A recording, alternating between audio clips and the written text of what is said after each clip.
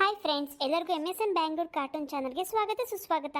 Friends, ವಿಷಯ ಏನಪ್ಪಾ ಅಂದ್ರೆ ನಾವು ನಿಮಗೋಸ್ಕರ ಇನ್ನೊಂದು ಚಾನಲ್ನ ಓಪನ್ ಮಾಡಿದ್ದೀವಿ. ಆ ಚಾನಲ್ ನೇಮ್ ಬಂದ್ಬಿಟ್ಟು MSN ಕಾರ್ಟೂನ್ ಅಂತ.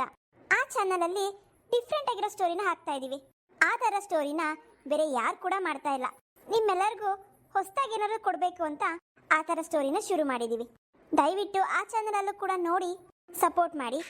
ಆ ಚಾನಲಲ್ಲಿ ಹೊಸದಾಗಿ ವಿಡಿಯೋ ಹಾಕ್ತಿರೋದ್ರಿಂದ ಯೂಟ್ಯೂಬಲ್ಲಿ ನಿಮಗೆ MSN ಕಾರ್ಟೂನ್ ಅಂತ ಹೊಡೆದ್ರೆ ಅದು ಬೇಗ ತೋರಿಸೋದಿಲ್ಲ. ಅದಕ್ಕೆ ಆ ವಿಡಿಯೋ ಲಿಂಕ್ನ ನಾನು ಈ ವಿಡಿಯೋ ಕೆಳಗಡೆ ಇರೋ ಡಿಸ್ಕ್ರಿಪ್ಷನಲ್ಲಿ ಹಾಕಿರ್ತೀನಿ. ಆ ಲಿಂಕ್ನ ಕ್ಲಿಕ್ ಮಾಡಿ, ಆಗ ಆ ಚಾನಲ್ ಓಪನ್ ಆಗುತ್ತೆ. ದಯವಿಟ್ಟು ಆ ಚಾನಲನ್ನು ಕೂಡ ನೋಡಿ ಸಪೋರ್ಟ್ ಮಾಡಿ. ಆ ಚಾನಲಲ್ಲೂ ಕೂಡ ನಾವು ಒಂದು ಸೀರಿಯಲ್ ರೂಪದ ಸ್ಟೋರಿನ ಹಾಕ್ತಾ ಇದ್ದೀವಿ. ಅದು ರಾಜಮನೆತನದಾಗಿರುತ್ತೆ.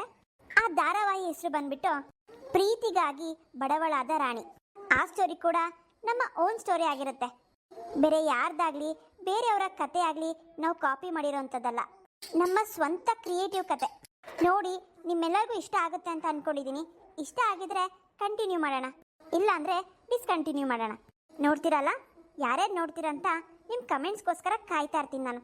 ಬನ್ನಿ ಇವತ್ತಿನ ವಿಡಿಯೋನ ಶುರು ಮಾಡೋಣ. ಶುರು ಮಾಡೋದಕ್ಕಿಂತ ಮುಂಚೆ ನಮ್ಮ ಚಾನಲ್ನ ಯಾರ್ಯಾರು ಸಬ್ಸ್ಕ್ರೈಬ್ ಮಾಡದೆ ನೋಡ್ತಿದ್ರೋ ದಯವಿಟ್ಟು ಸಬ್ಸ್ಕ್ರೈಬ್ ಮಾಡ್ಕೊಂಡು ನೋಡಿ. ಬನ್ನಿ ಶುರು ಮಾಡುವ. ಅತ್ತೆ, ನೀವು ಇಲ್ಲಿದ್ದೀರಾ ಅತ್ತೆ? ನಾನು ರೂಮಲ್ಲೆಲ್ಲ ಹುಡುಕಾಡ್ದೆ. ಯಾಕಮ್ಮ ಲಕ್ಷ್ಮಿ? ಇಲ್ಲೇ ನಮ್ಮ ಗಾರ್ಡನ್ ಇದೆಯಲ್ಲ, ಅಲ್ಲಿ ಹೋಗಿದ್ದೆ. ಯಾವುದಾದ್ರೂ ತರಕಾರಿ ಬಿಟ್ಟಿದ್ದೀನೋ ನೋಡೋಣ ಅಂತ. ಇನ್ನೂ ಎಲೆ ಪೀಚ್ಗಳು, ಇನ್ನೊಂದೆರಡು ವಾರ ಬೇಕಾಗತ್ತೆ. ಮನೇಲಿ ತರಕಾರಿ ಬೇರೆ ಖಾಲಿಯಾಗಿದೆ ಅಂತ ಹೇಳ್ತಿದ್ದಲ್ಲ. ಹೊರಗಡೆ ನೋಡಿದ್ರೆ ಸಿಕ್ಕಾಪಟ್ಟೆ ಮಳೆ ಕಣಮ್ಮ. ಹೋಗಿ ಯಾರು ತರ್ತಾರೆ ಅನ್ಸುತ್ತೆ. ಅದಕ್ಕೇನೆ ನಮ್ಮ ಗಾರ್ಡನಲ್ಲೇ ಯಾವುದಾದ್ರೂ ತರಕಾರಿ ಬಿಟ್ಟಿದ್ರೆ ಕಿತ್ಕೊಬರೋಣ ಅಂತ ಹೋದೆ. ಯಾವುದು ಬಂದಿಲ್ಲ. ಇಲ್ಲಿ ಬಿಡಿಯತ್ತೆ, ಸದ್ಯಕ್ಕೆ ಇವಾಗ ಬೇಳೆ ಸಾಂಬಾರು ಮಾಡ್ತಿದ್ದೀನಿ. ಇವತ್ತಿಗಾಗತ್ತೆ, ಇಲ್ಲಾಂದ್ರೆ ಆಮೇಲೆ ಅವ್ರಿಗೆ ಫೋನ್ ಮಾಡ್ತೀನಿ ರೀ, ಬರ್ತಾ ಏನಾದ್ರು ತರಕಾರಿ ತಗೊಬನ್ನಿ ಅಂತ ಹೇಳ್ತೀನಿ. ಗಾರ್ಡನಲ್ಲಿ ಟೊಮೊಟೊ ಬಿಟ್ಟಿತ್ತತ್ತೆ. ನಾನು ಬೇರೆ ಯಾವುದೋ ಗಿಡ ಹಾಕೋಣ ಅಂತ ಹೋಗ್ಬಿಟ್ಟು ಆ ಟೊಮೊಟೊ ಗಿಡನ ಕಿತ್ತು ಬಿಸಾಕ್ಬಿಟ್ಟೆ. ಹೋಗಿಯತ್ತೆ, ಅದರಲ್ಲಿ ಟೊಮೊಟೊ ಪೀಚ್ಗಳಾಗಿದ್ವು. ಇಷ್ಟೊತ್ತಿಗೆ ಟೊಮೊಟೊ ಹಣ್ಣಾದರೂ ಬಿಟ್ಟಿರ್ತಾ ಇತ್ತು. ಟೊಮೊಟೊ ರೇಟ್ ನೋಡಿದ್ರೆ 50-60 ರೂಪಾಯಿ ಆಗಿದೆ ಕೆಜಿ. ಅಷ್ಟೊಂದೆಲ್ಲ ಕೊಡೋಕೆ ಹೊಟ್ಟೆ ಉರಿಯುತ್ತೆ. ಒಂದೊಂದ್ಸರಿ 10 ರೂಪಾಯಿ ಕೆಜಿ ಆಗಿರುತ್ತೆ. ಈಗ ನೋಡಿ, ಹೂನಮ್ಮ, ವಿಪರೀತ ಮಳೆ ಆದರೆ ಈ ಟೊಮೊಟೊ ಹಣ್ಣು, ಸೊಪ್ಪು, ತರಕಾರಿ ಇವೆಲ್ಲ ಮಳೆ ನೀರಿಗೆ ಕೊಳೆತು ಹೋಗ್ತಾವಲ್ಲ, ಅದಕ್ಕೇನೆ ರೇಟ್ ಎಲ್ಲ ಜಾಸ್ತಿ ಮಾಡಿಬಿಡ್ತಾರೆ. ಏನು ಮಾಡೋದು ತಗೋ, ಒಂದೊಂದ್ಸರಿ ಹಿಂಗೆ ಆಗುತ್ತೆ. ಅದಕ್ಕೆ ಅತ್ತೆ, ನಾನು ಟೊಮೊಟೊ ಬದಲು ಹುಣ್ಸೆಹಣ್ಣು ಹಾಕ್ಬಿಟ್ಟು ಮಾಡೋಣ ಅಂತ ಇದ್ದೀನಿ. ಹುಣ್ಸೆಹಣ್ಣು ಹಾಕಿದ್ರೆ ಚೆನ್ನಾಗಿರುತ್ತಲ್ವ ಅತ್ತೆ? ಇನ್ನೇನಮ್ಮ ಮಾಡೋದು, ಟೊಮೊಟೊ ರೇಟ್ ಅಷ್ಟೊಂದಾಗಿರುವಾಗ ಹೆಂಗೆ ತಗೊಳಕ್ಕಾಗುತ್ತೆ ಹೇಳು? ಹುಣ್ಸೆಹಣ್ಣು ಹಾಕು, ಏನಾಗೋದಿಲ್ಲ. ನಮ್ಗೇನು ಅದೇ ಬೇಕು ಇದೇ ಬೇಕು ಹಂಗೆ ಇರ್ಬೇಕಂತ ಏನು ಕೇಳ್ತೀವಾ? ಯಾವುದೊಂದು ಹಾಕ್ಬಿಟ್ಟು ಮಾಡಮ್ಮ. ಪೋಸ್ಟ್ ಪೋಸ್ಟಾ? ನಮ್ಮನೆಗ ಯಾರಿರ್ಬೋದತ್ತೆ? ಅದೇ ಕಣಮ್ಮ, ಗೊತ್ತಾಗ್ತಿಲ್ವಲ್ಲ. ಪೋಸ್ಟ್ ಮಾಡೋ ಅಂಥವ್ರು ಯಾರಿದ್ದಾರೆ? ಇವಾಗೆಲ್ಲ ಎಲ್ಲ ಫೋನ್ ಕಾಲಲ್ಲೇ ಹೇಳ್ತಾರೆ. ಏನಾದರೂ ಕಳಿಸ್ಬೇಕಂದ್ರೆ ವಾಟ್ಸಪ್ಪಲ್ಲಿ ಕಳಿಸ್ತಾರೆ ಮೆಸೇಜ್ಗಳನ್ನ. ಪೋಸ್ಟ್ ಮಾಡೋ ಕಾಲ ಅಂತೂ ಅಲ್ಲ. ಇರಿಯತ್ತೆ, ಹೋಗಿ ನೋಡ್ಕೊಂಬರ್ತೀನಿ. ಇದೊಂದು ಸೈನ್ ಮಾಡಿ ಹಾಕ್ಕೊಡಿ. ಇಲ್ಲ, ಹಾ ಇಲ್ಲ. ಯಾವ್ದಮ್ಮ ಲಕ್ಷ್ಮಿ ಲೆಟರ್ ಇದು? ಗೊತ್ತಿಲ್ಲ ಅತ್ತೆ. ಇದು ಯಾವುದೋ ಬ್ಯಾಂಕಿಂದ ಬಂದಿರೋ ಹಾಗಿದೆಯಲ್ಲ. ಬ್ಯಾಂಕಿಂದನಾ? ಅದೇನು ನೋಡಮ್ಮ. ಅಯ್ಯೋ ಅಯ್ಯೋ ದೇವ್ರೆ, ಏನಪ್ಪ ಮಾಡೋದು ಇವಾಗ? ಅತ್ತೆ ಅತ್ತೆ, ಇದೇನು ಗೊತ್ತಾ? ಏನಾಯ್ತಮ್ಮ ಲಕ್ಷ್ಮಿ? ಯಾಕಮ್ಮ ಗಾಬರಿ ಆಗಿದ್ಯಾ? ಏನು ಲೆಟರ್ ಇದು? ಅತ್ತೆ ಅತ್ತೆ, ಇದೇನು ಗೊತ್ತಾ ಅತ್ತೆ? ಬ್ಯಾಂಕಿಂದ ಬಂದಿದೆ ಈ ಲೆಟರ್. ನೋಟಿಸ್ ಕಳಿಸಿದಾರೆ ಅತ್ತೆ, ನೋಟಿಸ್ ಕಳಿಸಿದಾರೆ. ಏನಮ್ಮ ಹೇಳ್ತಿದ್ಯಾ ಲಕ್ಷ್ಮಿ ನೀನು? ನೋಟಿಸಾ? ಅಲ್ಲ, ನಮಗೇನಾಗ ನೋಟಿಸ್ ಕಳಿಸಿದ್ದಾರೆ? ಅತ್ತೆ, ನನಗೆ ಹೆಂಗ್ ಹೇಳ್ಬೇಕಂತ ಗೊತ್ತಾಗ್ತಿಲ್ಲ.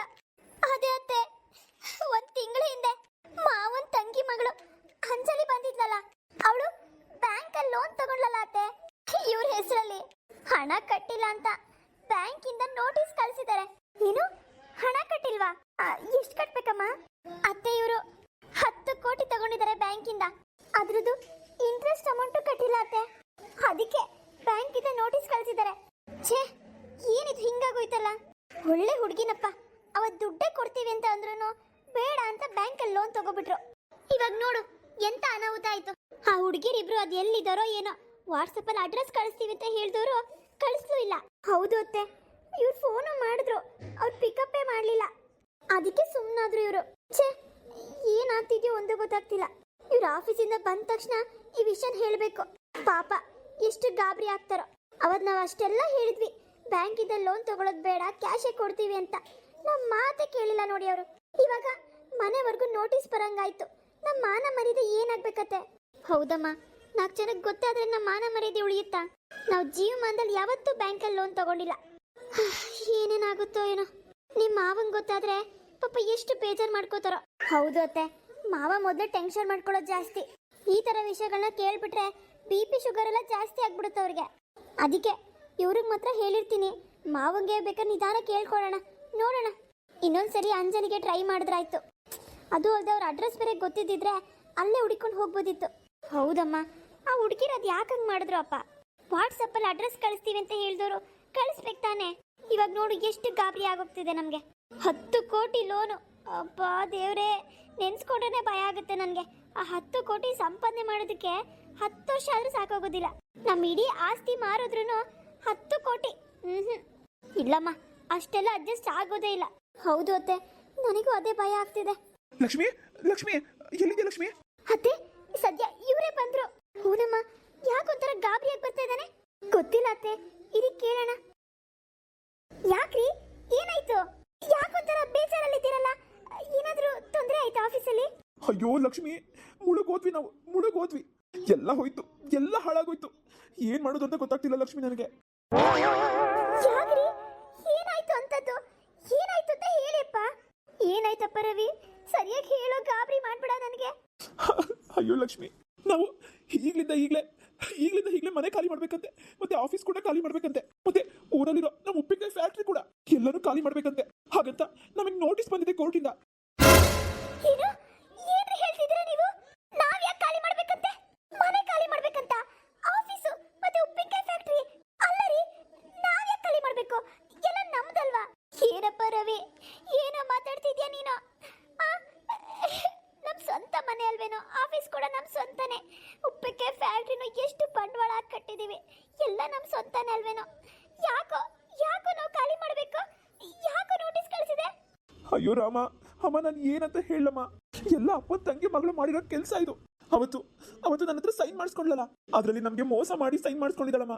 ನಮ್ಮ ಇಡೀ ಆಸ್ತಿ ಅವಳ ಹೆಸರು ಮಾಡ್ಕೊಂಡಿದ್ದಾಳೆ. ಮೋಸ ಹೋಗ್ಬಿಟ್ವಮ್ಮ, ನಾವು ಮೋಸ ಹೋಗ್ಬಿಟ್ವಿ.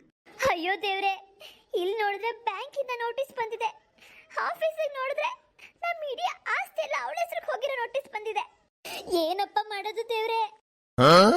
ಇರೋ ಬ್ಯಾಂಕಿಂದ ನೋಟಿಸ್ ಬಂದಿದ್ಯಾ? ಏನಮ್ಮ ಹೇಳ್ತಿದ್ದೀರಾ? ಏನ್ ಲಕ್ಷ್ಮಿ, ನಿಜನಾ? ಹೌದು ರೀ, ಬ್ಯಾಂಕ್ ಇಂದ ಕೂಡ ನೋಟಿಸ್ ಬಂದಿದೆ. ಈಗ ಒಂದು 10 ನಿಮಿಷದ ಮುಂಚೆ ಬಂತು. ಬ್ಯಾಂಕ್ ಇಂದ ಅಂಜಲಿ 10 ಕೋಟಿ ಸಾಲ ತಗೊಂಡಿದ್ದಾಳೆ, ಆದ್ರೆ ಇಂಟ್ರೆಸ್ಟ್ ಕಟ್ಟಿಲ್ಲ ಅಂತ ನೋಟಿಸ್ ಕಳಿಸಿದ್ದಾರೆ. ಅಯ್ಯೋ ಕೆಟ್ನಲ್ಲಪ್ಪ ನಾನು. ಈ ಕಡೆ ಮನೆ ಇಲ್ಲ, ಆಫೀಸ್ ಇಲ್ಲ, ಫ್ಯಾಕ್ಟ್ರಿ ಇಲ್ಲ, ಅದ್ರ ಮೇಲೆ ಸಾಲ ಬೇರೆ. ಯಾವ್ದಂತ ಮಾಡ್ಲಿ? ಬೀದಿಗೆ ಬಂದ್ಬಿಟ್ವಲ್ಲ, ಬೀದಿಗೆ. ಅಯ್ಯೋ ಲಕ್ಷ್ಮಿ, ನಮಗಿಂತ ಪರಿಸ್ಥಿತಿ ಬರುತ್ತೆ ಅಂತ ನಾನು ಮನ್ಸಲ್ಲೂ ಅಂದ್ಕೊಂಡಿರ್ಲಿಲ್ಲ. ಏನ್ ಮಾಡ್ಲಿ ನಾನು ಇವಾಗ? ಅಪ್ಪಂಗೆ ವಿಷಯ ಗೊತ್ತಾದ್ರೆ ಏನಾಗುತ್ತೋ ಏನೋ. ಲಕ್ಷ್ಮಿ, ಅಪ್ಪಂಗೆ ಫೋನ್ ಮಾಡಿ ಹೇಳಿದ್ರಾ? ಇಲ್ಲ ರೀ, ನಮ್ಗೆ ಎಲ್ಲಿದೆ ಹೇಳಿ ಆ ಧೈರ್ಯ? ಮಾವನವ್ರಿಗೆ ಹೇಳೋ ಅಂಥದ್ದು. ಅವ್ರಿಗೆ ಮೊದಲೇ ಶುಗರ್ BP ಇಂಥದ್ದೆಲ್ಲ ಹೇಳಿದ್ರೆ ಏನಾದ್ರು ಹೆಚ್ಚು ಕಮ್ಮಿ ಆದ್ರೆ ಅಂತ ನಾವು ನಿಮಗೆ ಮೊದಲು ತಿಳಿಸೋಣ ಅಂತ ಕಾಯ್ತಾ ಇದ್ವಿ. ಏನ್ರಿ ಮಾಡೋದು ಇವಾಗ? ಫೋನ್ ಮಾಡ್ರಿ, ಅಂಜಲಿಗೆ ಫೋನ್ ಮಾಡಿ. ಅಂಜಲಿಗೆ ಪ್ರಯೋಜನ ಇಲ್ಲ ಲಕ್ಷ್ಮಿ. ನಾನು ಈ ನೋಟಿಸ್ ಬಂದ ತಕ್ಷಣ ಅವಳಿಗೆ ಫೋನ್ ಮಾಡಿದೆ. ಫೋನು ಸ್ವಿಚ್ ಆಫ್ ಬರ್ತಾ ಇದೆ. ಆಮೇಲೆ ಕಸ್ಟಮರ್ ಕೇರ್ಗೂ ಕಾಲ್ ಮಾಡ್ಬಿಟ್ಟು ಕೇಳಿದೆ. ಆ ನಂಬರು 1 ತಿಂಗಳಿಂದ ಸ್ವಿಚ್ ಆಫ್ ಆಗಿದೆಯಂತೆ. ಅದು ಅಲ್ಲದೆ ಆ ಸಿಮ್ ಕೂಡ ಬೇರೆ ಯಾರ್ದೋ ಹೆಸರಲ್ಲಿದೆ. ಏನ್ ಮಾಡೋದಂತ ಅರ್ಥ ಆಗ್ತಿಲ್ಲ ನನಗೆ. ಅವ್ರದ್ದು ಯಾವ್ದೋ ಕಂಪ್ನಿ ಓಪನ್ ಮಾಡ್ತೀವಿ ಅಂತ ಹೇಳಿದ್ರಲ್ಲ, ಅದ್ರ ಅಡ್ರೆಸ್ ಕೂಡ ಇಲ್ಲ, ಅದನ್ನು ಕಳಿಸ್ಲಿಲ್ಲ ಅವರು. ಅಮ್ಮ, ನಾವೇನೋ ಮೋಸ ಹೋಗಿದೀವಿ ಅಂತ ಅನಿಸ್ತಾ ಇದೆ ಅಮ್ಮ ನನಗೆ. ಹೌದು ರೀ, ನನಗೂ ಹಾಗೆ ಅನಿಸ್ತಾ ಇದೆ. ಸಂಬಂಧಿಕರು ಅಂತ ಸಹಾಯ ಮಾಡಿದ್ರೆ ಇಷ್ಟು ದೊಡ್ಡ ಮೋಸನ ಮಾಡೋದು ಅಲ್ಲ. ಇಡೀ ಆಸ್ತಿನ ಅವಳ ಹೆಸರು ಮಾಡ್ಕೊಂಡಿದ್ದಾಳಲ್ಲ, ಅವಳು ಮನುಷ್ಯ. ಹೋಗ್ಲಿ ಪಾಪ ಅಂತ ದುಡ್ಡೆಲ್ಲ ಕೊಡೋದಕ್ಕೆ ರೆಡಿ ಆಗಿದ್ವಲ್ಲ ರೀ ನಾವು. ಆದ್ರೆ ಅವ್ರ ಪ್ಲಾನ್ ಇದ, ಬ್ಯಾಂಕಲ್ಲೂ ಸಾಲ ಮಾಡಿ ಆ ಸಾಲನೆಲ್ಲ ನಿಮ್ಮೇಲೆ ಹಾಕಿ ಇಡೀ ಆಸ್ತಿನೆಲ್ಲ ನಿಮ್ಮಿಂದ ಬರ್ಸ್ಕೊಂಡು ಮೋಸ ಮಾಡಿ ಹೊರಟೋದ್ರಲ್ಲ ರೀ. ಮತ್ತೆ ನಾವಿನ್ಮೇಲೆ ಎಲ್ಲರೂ ಇರೋದು? ನಮ್ಗೆ ಈ ಮನೆ ಬಿಟ್ರೆ ಬೇರೆ ಏನಿದೆ ಹೇಳಿ ದಾರಿ? ಎಲ್ಲಿರೋದು, ಏನ್ ಮಾಡೋದು? ಅಪ್ಪ ರವಿ, ಈ ಮನೆನ ಎಷ್ಟು ದಿನದಲ್ಲಿ ನಾವು ಖಾಲಿ ಮಾಡ್ಬೇಕಾಗುತ್ತೋ? ಅಮ್ಮ, ನಾವ್ ಇನ್ನೊಂದು 2 ದಿನದಲ್ಲಿ ಮನೆ ಖಾಲಿ ಮಾಡ್ಬೇಕಂತೆ. ಮತ್ತೆ ನಮ್ಮ ಆಫೀಸ್ ಕೂಡ, ಮತ್ತೆ ಊರಲ್ಲಿರೋ ಫ್ಯಾಕ್ಟ್ರಿ ಕೂಡ ಎಲ್ಲ ಅವಳ ಹೆಸರು ಮಾಡ್ಕೊಂಡಿದ್ದಾಳೆ. ಲೋ ರವಿ, ನಡಿಯಪ್ಪ, ನಡಿ, ಪೊಲೀಸ್ ಸ್ಟೇಷನ್ ಅಲ್ಲಿ ಕಂಪ್ಲೇಂಟ್ ಕೊಡೋಣ, ನಡಿ. ಇಲ್ಲಮ್ಮ, ಅದು ಸಾಧ್ಯ ಇಲ್ಲ. ಈ ನೋಟಿಸಲ್ಲಿ ಇರೋ ಪ್ರಕಾರ ನಾವು ಲೀಗಲ್ ಆಗಿ ನಮ್ಮ ಆಸ್ತಿ ಎಲ್ಲ ಅವಳು ಬರ್ಕೊಟ್ಟಿದೀವಿ ಅನ್ನೋ ತರ ಇದೆ. ಆ ತರ ಅವಳು ಪೇಪರ್ ಎಲ್ಲ ರೆಡಿ ಮಾಡಿಸ್ಕೊಂಡು ನನ್ನ ಹತ್ರ ಸೈನ್ ಮಾಡಿಸ್ಕೊಂಡಿರೋದು. ನಾವು ಏನು ಮಾಡಕ್ಕಾಗಲ್ಲಮ್ಮ. ಇಲ್ಲಿ ಯಾ ಮಾರಿತು ಮೋಸ ಹೋಗಿದ್ದು ನಾವೇ. ಅಯ್ಯೋ ದೇವ್ರೆ, ನಿಮ್ಮಪ್ಪ ಈಗಲೂ ಆಗ ಬರ್ತಾರ ಮನೆಗೆ. ಏನಂತಪ್ಪ ಹೇಳೋದು? ಏನ್ ಹೇಳೋದು ಗೊತ್ತಾಗ್ತಿಲ್ಲಮ್ಮ. ಆದ್ರೆ ಹೇಳಲೇಬೇಕಲ್ಲ. ಅಪ್ಪನ ಹತ್ರ ನಾನು ಮಾತಾಡ್ತೀನಿ, ನೀವು ಯಾರು ಹೆದರಬೇಡಿ. ನಾನಿದ್ದೀನಮ್ಮ, ನಾನಿದ್ದೀನಿ ಲಕ್ಷ್ಮಿ. ಕಣ್ಣೀರು ಹಾಕ್ಬೇಡ ನೀನು. ಏನಾದ್ರೂ ಮಾಡೋಣ. ಏನ್ರಿ ಮಾಡ್ತೀರಾ? 10 ಕೋಟಿ ಸಾಲ ಬೇರೆ ಮಾಡಿದಾಳಲ್ಲ. ಮನೆ ಇಲ್ದಿದ್ರು ಪರವಾಗಿಲ್ಲ, ಯಾವ್ದಾದ್ರು ಬಾಡಿಗೆ ಮನೇಲಿ ಇರ್ಬೋದು. ಮೂರೊತ್ತು ಊಟಕ್ಕೆ ಏನೋ ಒಂದ್ ಮಾಡ್ಬೋದು. ಇಲ್ಲಾದ್ರೂ ಕೆಲ್ಸಕ್ಕೆ ಹೋಗಾದ್ರು ಊಟಕ್ಕೆ ಹೊಂಚ್ಕೋಬಹುದು ಅನ್ನಿ. ಆದ್ರೆ ಬ್ಯಾಂಕಲ್ಲಿ 10 ಕೋಟಿ ಸಾಲ ಮಾಡಿರೋದಕ್ಕೆ ಇಂಟ್ರೆಸ್ಟ್ ಹೇಗೆ ಕಟ್ಟೋದು? ಅದು ಹೇಗ್ರಿ ಕಟ್ಟೋದು? ಏನ್ ಮಾಡ್ತೀರಾ? ಅದೇ ಲಕ್ಷ್ಮಿ, ಅದೇ ನಾನು ಯೋಚನೆ ಮಾಡ್ತಾ ಇದ್ದೀನಿ. ಮನೆ ಇಲ್ದಿದ್ರು ಕೂಡ ಹೇಗೋ ಇರ್ಬೋದು. ಆದ್ರೆ ಬ್ಯಾಂಕ್ ಅಲ್ಲಿರೋ ಸಾಲನ ಏನ್ ಮಾಡ್ಲಿ? ಅದನ್ನ ಹೇಗ್ ತೀರಿಸ್ಲಿ? ಯಾವ್ದಾದ್ರು ಆಸ್ತಿ ಉಳ್ಕೊಂಡಿದ್ರೆ ಆ ಆಸ್ತಿ ಮಾರಾದ್ರೂ ಬ್ಯಾಂಕ್ ಸಾಲ ತೀರಿಸ್ತಾ ಇದ್ದೆ. ಆದ್ರೆ ಇವಾಗ ನನ್ನ ಹೆಸರಲ್ಲಿ ಯಾವ ಆಸ್ತಿ ಕೂಡ ಇಲ್ವೇ.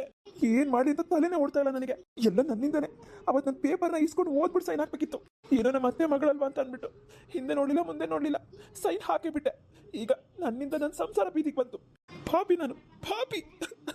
ರೀ ಬಿಡ್ತು ಅನ್ನಿ ನೀವು. ಹಾಗೆಲ್ಲ ಮಾತಾಡ್ಬೇಡಿ. ನಿಮ್ಮಿಂದ ಅಲ್ಲ ರೀ, ನನ್ನಿಂದ. ನಾನೇ ಏನೋ ಪಾಪ ಕಷ್ಟದಲ್ಲಿದ್ದಾಳಲ್ಲ, ಏನಾದ್ರೂ ಮಾಡ್ಬೇಕಂತ ಇದ್ದಾಳಲ್ಲ ಹೆಣ್ಮಗಳು ಅಂತ ಹೇಳಿ ನಾವು ಸಹಾಯ ಮಾಡ್ತೀವಿ ಅಂತ ಹೇಳ್ಬಿಟ್ಟೆ. ನಾನು ಸುಮ್ಮನೆ ಇದ್ದಿದ್ರೆ ಆಗಿರ್ತಾ ಇತ್ತು. ನಾನೇ ನಿಮ್ಮ ಹತ್ರ ಮಾತಾಡಿ ನಿಮ್ಮನ್ನು ಒಪ್ಸಿದಲ್ವಾ? ಎಲ್ಲ ನನ್ನಿಂದನೇ, ನನ್ನಿಂದನೇ.